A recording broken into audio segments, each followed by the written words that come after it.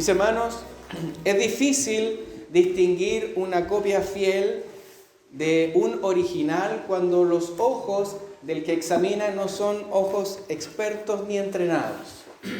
Especialmente lo vemos, por ejemplo, en las réplicas de las obras de arte de artistas, ¿cierto?, de renombre, de pinturas o de esculturas, ¿cierto? Uno podría decir, esta es la Venus de Milo, ¿cierto?, o este es un Monet, o este es un Van Gogh, ¿cierto?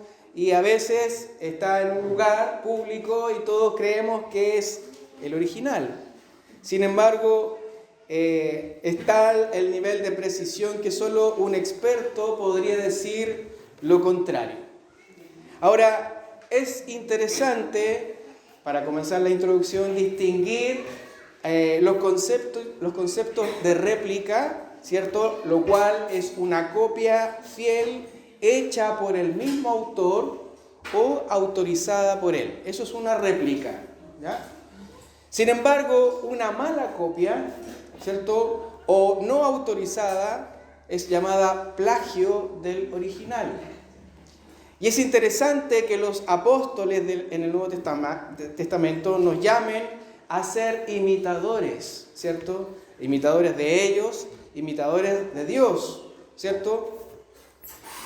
Lamentablemente en el mundo hay muchos falsos maestros, falsos hermanos, falsos cristianos que se dicen ser una copia fiel del original.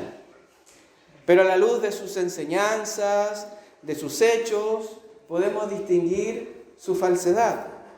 Cuando Pablo le dice a los corintios, ahí en 1 Corintios 11:1, sed imitadores de mí, así como yo de Cristo, no lo hace con la intención de exaltarse a sí mismo, ¿cierto? Tampoco lo hace con un afán de mostrar su autoridad, sino que de alguna manera lo que quiere enseñarle a los hermanos es modelar una vida consagrada al servicio a Cristo. De la misma forma, cuando le dice a los Efesios, en el capítulo 5, le dice, sed pues imitadores de Dios como hijos amados, y andad en amor, como también Cristo nos amó y se entregó a sí mismo por nosotros, ofrenda y sacrificio a Dios en olor fragante.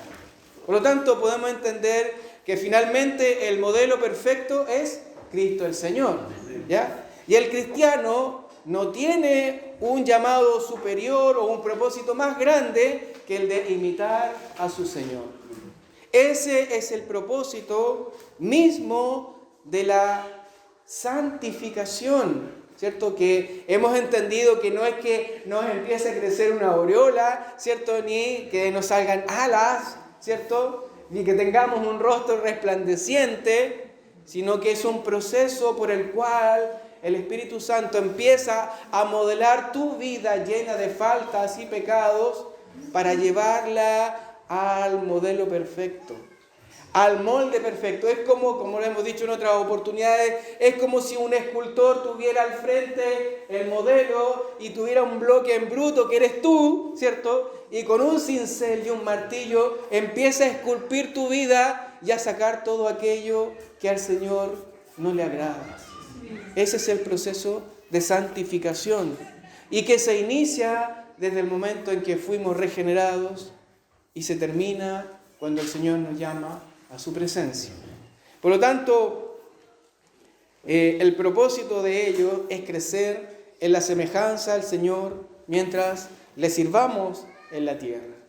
La vida cristiana está diseñada para reproducir la piedad conforme al modelo del Salvador y Señor Jesucristo, en cuya imagen han sido recreados, ¿cierto?, todos los creyentes mediante este nuevo nacimiento.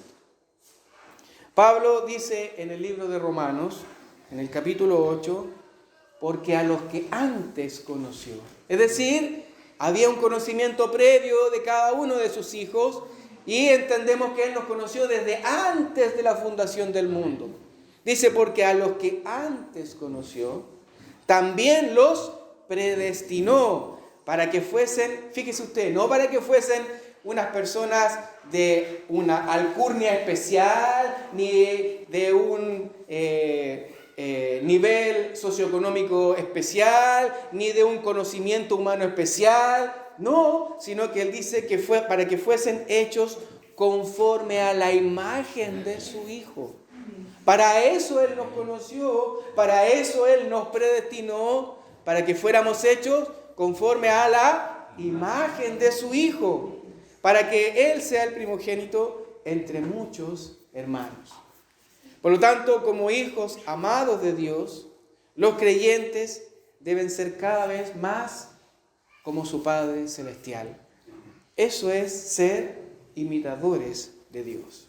Por lo tanto, nuestra propuesta para hoy es que un cristiano está llamado a imitar a Dios, a ser moldeado por el Espíritu Santo de tal forma que su conducta y aún su manera de pensar sea la de su Señor. Entonces, la pregunta es, cuando estamos en distintas circunstancias, ¿esto lo haría el Señor? ¿Esto le agrada al Señor? ¿Esto glorifica al Señor? Por lo tanto, vemos al cerrar la carta de Juan que él nos hace un contraste con el último de los personajes que está enunciado en esta carta. ¿Se recuerda así rápidamente? 3 personajes: Gayo, Diótrefes y Demetrio, ¿cierto? Este es el último, Demetrio, ¿ya? Y él hace en estos últimos versos un contraste con lo que había enseñado en la semana pasada, lo vimos, ¿cierto? En los versos anteriores acerca de alguien que no estaba haciendo lo correcto, ¿cierto? Y nuestro texto dice así: amado, no imites lo malo, sino lo bueno. El que hace lo bueno es de Dios, pero el que hace lo malo no ha visto a Dios. Todos dan testimonio de Demetrio, y aún la verdad misma, y también nosotros damos testimonio, y vosotros sabéis que nuestro testimonio es verdadero.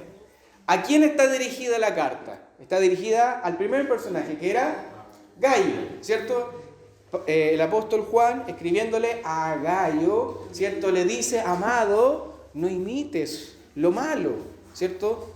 No imites eso que estaba haciendo el personaje anterior, que era Diótrefes, ¿cierto? Cuando no quiso probablemente recibir al mismo Demetrio al cual se está refiriendo.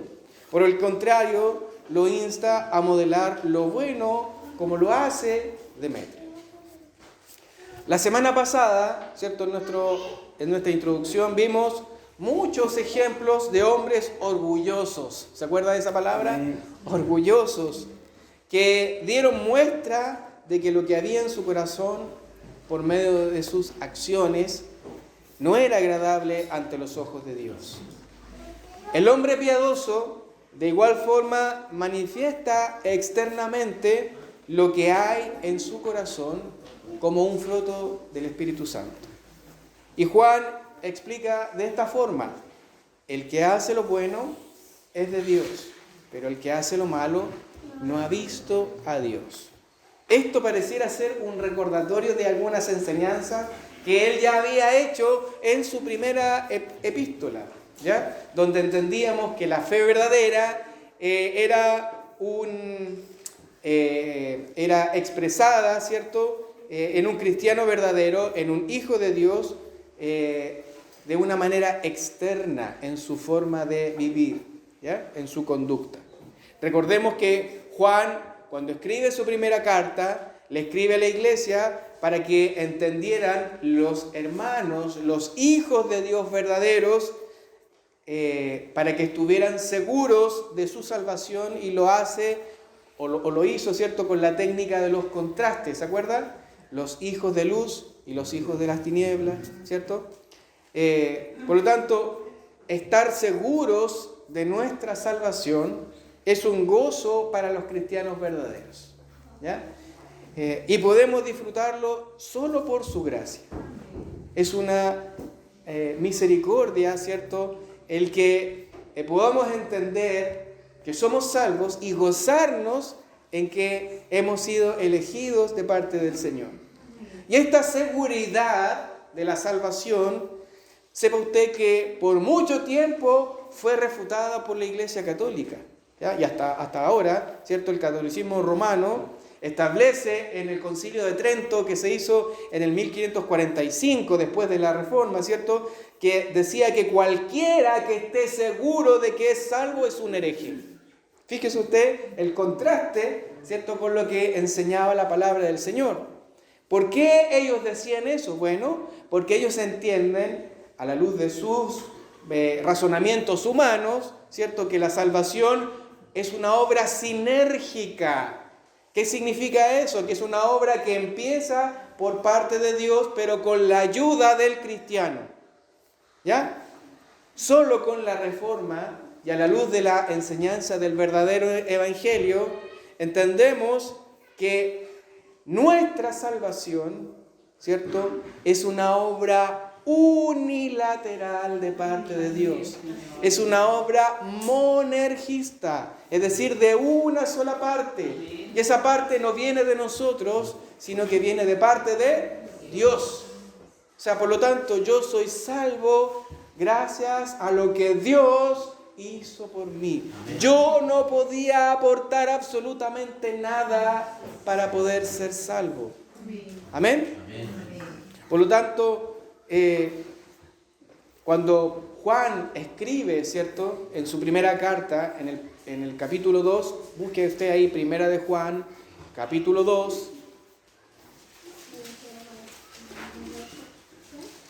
Primera de Juan, capítulo 2, en el versículo 3 en adelante, dice lo siguiente: y en esto sabemos. Fíjese usted que ahí Juan no da lugar a ninguna duda, ¿cierto? Y en esto sabemos que nosotros le conocemos, si guardamos sus mandamientos. El que dice yo le conozco y no guarda sus mandamientos, el tal es mentiroso, y la verdad no está en él. Pero el que guarda su palabra, en este verdaderamente el amor de Dios se ha perfeccionado. Por esto sabemos que estamos en Él. El que dice que permanece en Él debe andar como Él anduvo. ¿Ya? Guardar sus mandamientos, guardar su palabra, andar como Él anduvo, son frases que denotan nuestra seguridad. Y Juan, como decía, no lo deja como en una nebulosa, como algo así como medio intangible, ¿no? Dice, en esto sabemos, ¿ya? Es un verbo conjugado en el tiempo presente del verbo ginosko, del griego, que significa percibir continuamente algo por experiencia. Por lo tanto, la seguridad de nuestra salvación viene de obedecer los mandamientos de parte del Señor que están en la Escritura. Quienes no lo obedecen debiesen preguntarse a sí mismos si son realmente convertidos, si son realmente hijos de Dios, si es que el Espíritu Santo está en sus vidas. Pero los creyentes que sí han tomado la decisión de obedecer la palabra y que obedecen su palabra, podemos estar seguros de que le conocemos, de que conocemos a Cristo. ¿Ya? Y el conocimiento al que Juan se refiere no es un conocimiento místico, ¿cierto? Ni un conocimiento así como antes se nos enseñaba, o como antiguamente los griegos lo conocían como el gnosticismo. Tampoco un conocimiento racionalista, como los filósofos, ¿cierto?, griegos de la época. Ni un conocimiento hedonista que se basa en la manera experimental del placer, ¿cierto?, sino que Juan habla de un conocimiento del Salvador de Cristo. Un conocimiento superior que viene de estar en una relación correcta con Él. Yo le conozco porque obedezco lo que el Señor demanda de mí. Por lo tanto, el planteamiento del apóstol es que la obediencia externa, es decir, mi conducta, proporciona evidencia de que se ha producido o no una realidad interna dentro de mí y que el Señor ha transformado mi corazón, ha renovado mi corazón, y por lo tanto ahora esa transformación se manifiesta al conocer a Jesucristo y su palabra en mi manera de vivir. Pablo le escribe a Tito, busque usted ahí en Tito 1:16. Pablo le escribe a Tito el contraste acerca de la falsedad de algunos, ¿cierto?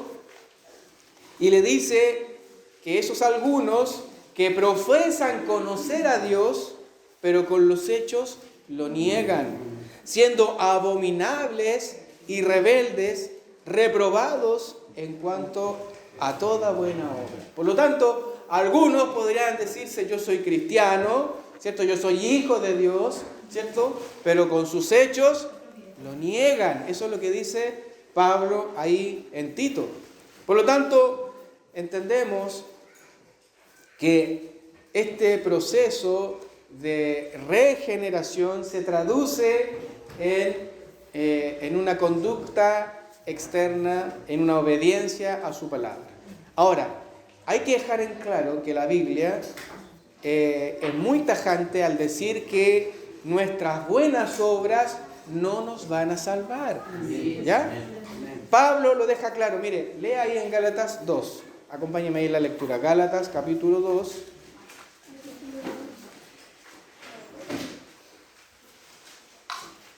Gálatas capítulo 2, versículo 16. Dice así: sabiendo que el hombre no es justificado por las obras de la ley, sino por la fe de Jesucristo. Por lo tanto, ¿podré yo ir cuando yo me muera a presentarme delante del Señor y le he dicho: Señor, mírame, soy justo porque he obedecido todos tus mandamientos? ¿Podré decirle eso al Señor para que Él me diga: sí, verdaderamente eres justo? No, tajantemente no, ¿cierto? Porque no hay nadie que pueda cumplir humanamente la ley desde que uno nace hasta que uno muere de manera perfecta. El único que lo pudo hacer se llamó Cristo el Señor. ¿Ya? Por lo tanto, lo dice Pablo ahí en la carta de Gálatas: sabiendo que el hombre no es justificado por las obras de la ley, sino por la fe de Jesucristo, nosotros también hemos creído en Jesucristo para ser justificados por la fe de Cristo y no por las obras de la ley, por cuanto por las obras de la ley nadie será justificado. Por lo tanto, nadie podrá decir ante Dios: yo soy justo por lo que yo he hecho. ¿Ya? Pero la salvación que el Señor me ha entregado solo por gracia, solo por fe, a través de la justicia perfecta de Cristo que ha sido imputada en mi cuenta, que ha regenerado mi corazón, como consecuencia va a determinar que mis obras ahora sean conforme a su palabra. ¿Se entiende? ¿Se entiende?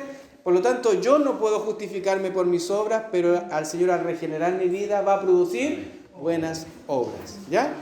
Romanos 3:20 dice: ya que por las obras de la ley ningún ser humano será justificado delante de Él, porque por medio de la ley es el conocimiento del pecado.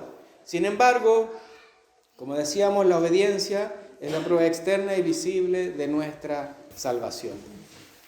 El Señor Jesucristo lo dice así en San Juan 14: si me amáis, guardad mis mandamientos. El que tiene mis mandamientos y los guarda, ese es el que me ama. El que me ama será amado por mi Padre, y yo le amaré y me manifestaré a él. Por lo tanto, la negativa de Diótrefes, ¿cierto?, lo que veíamos la semana pasada, en obedecer los mandamientos de Dios, demostraba una sola cosa, ¿cierto? Que él no era salvo, que no era hijo de Dios, porque no obedecía su palabra, ¿ya? Y por lo tanto, el contraste en esta parte de la carta es Demetrio. Demetrio era un nombre griego, igual que Gayo y Diótrefes, ¿cierto? Nos referimos a los nombres, ¿cierto?, como nombres comunes, ¿cierto? Gayo era un nombre común, como decíamos, Pedro, Juan, ¿cierto? Álvaro, Daniel, ¿cierto? Nombres comunes, ¿cierto? Pero Diótrefes era un nombre de la nobleza, ¿cierto? era un nombre poco común. Bueno, Demetrio también era un nombre común, igual que Gallo, ¿ya? Era un nombre habitual dentro de los griegos. Y en el Nuevo Testamento vemos otro Demetrio, ¿ya? Ahí en el libro de los Hechos, en el capítulo 19, está relatada una historia de un hombre que era un orfebre, ¿cierto? Que fabricaba ídolos paganos, ¿ya? Y ese nombre está abreviado, ¿cierto? En vez de decirle Demetrio, lo llamaban Demas. Demas, ¿ya? Entonces cuando leemos ahí de Demas, bueno, también era otro Demetrio, ¿cierto? Y que fue un hombre que armó una revuelta contra la enseñanza de Pablo acerca del Evangelio, porque le empezó a arruinar el negocio, porque él era fabricante de ídolos, ¿cierto? Bueno, y él quiso expulsar a Pablo de la localidad de Éfeso. Este Demetrio de la carta de Juan es otro, para que ustedes lo entiendan, ¿ya? Porque como decíamos era un nombre muy frecuente y muy común, y es distinto, y a pesar de que no tenemos otras referencias de él, aparte de lo que Juan elogia en este versículo, ¿cierto? Es probable que él haya sido el que haya entregado la carta a Gallo, el que era el portador de la carta, ¿cierto? Juan le escribía a Gallo y quien llevaba la carta probablemente debe haber sido Demetrio, ¿ya? Era un hombre de un noble carácter cristiano y graficado por tres fuentes o tres aseveraciones que Juan hace ahí en su palabra. Dice, todos dan testimonio de Demetrio y aún la verdad misma, y también nosotros damos testimonio, y vosotros sabéis que nuestro testimonio es verdadero. Lo primero, todos dan buen testimonio de Demetrio, ¿cierto? Su reputación era conocida entre la comunidad cristiana de la región. Todos daban buen testimonio de Demetrio. Lo segundo es que Demetrio estaba comprometido a vivir la verdad misma, ¿cierto? Lo vemos también en otro verso, en el mismo capítulo 3, en el mismo tercera epístola de Juan, en el verso 3, donde dice, pues mucho me regocijé cuando vinieron los hermanos y dieron testimonio de tu verdad, de cómo andas en la verdad. Por lo tanto, vivir en la verdad, andar en la verdad, ¿cierto? Es estar comprometidos a vivir en la verdad misma. Y por último, Juan añade su propio testimonio, ¿cierto? El cual Gallo sabía que era verdadero para elogiar el carácter de Demetrio. Por lo tanto, el ejemplo de Demetrio muestra que la valía de un hombre se puede medir por tres cosas: por la reputación en la comunidad, por su fidelidad a la verdad de las Escrituras y por la opinión que los líderes cristianos piadosos tengan de él, ¿ya? Eso es lo que podemos decir de Demetrio. Y Juan cierra la epístola, ¿cierto?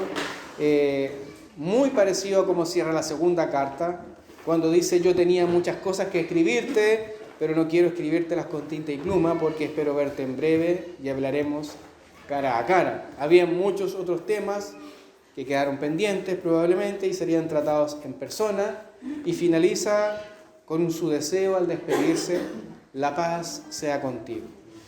Era un deseo apropiado, probablemente para una congregación desgarrada por los conflictos, ¿cierto? Sin duda que Gallo y Juan tenían amigos en común, ¿cierto? Y sus saludos fueron enviados para ellos de igual forma.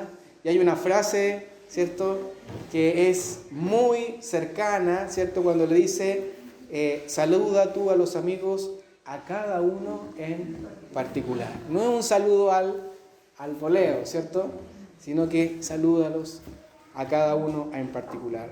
Aunque con más de 90 años, el apóstol Juan seguía apreciando a quienes había ministrado a lo largo de su vida. Sin lugar a dudas, el concepto de la verdad destaca en esta breve carta recibida por Gallo y los suyos, ¿cierto? La verdad en la que primero insta a los creyentes a que deben conocer la verdad y obedecerla. Segundo, en la que deben ser hospitalarios con otros creyentes fieles que predican la verdad. Y finalmente, modelar sus vidas con las que corresponden a ejemplos piadosos que viven en la verdad. Donde la verdad prevalece, el Señor es glorificado en su iglesia.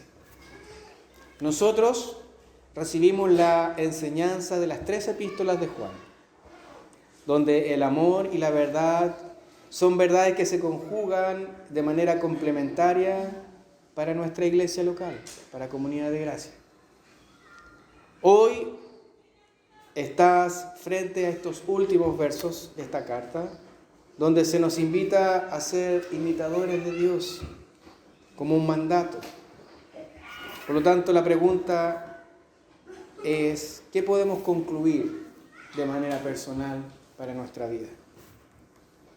¿Cierto? Sabemos que amor y verdad eran las enseñanzas fundamentales y ahora el Señor nos dice que tenemos que ser imitadores de Él. ¿Qué podemos concluir? Permítame cerrar este mensaje con las palabras del apóstol Pedro. En Primera de Pedro 1, si quiere buscarlo. Primera de Pedro capítulo 1.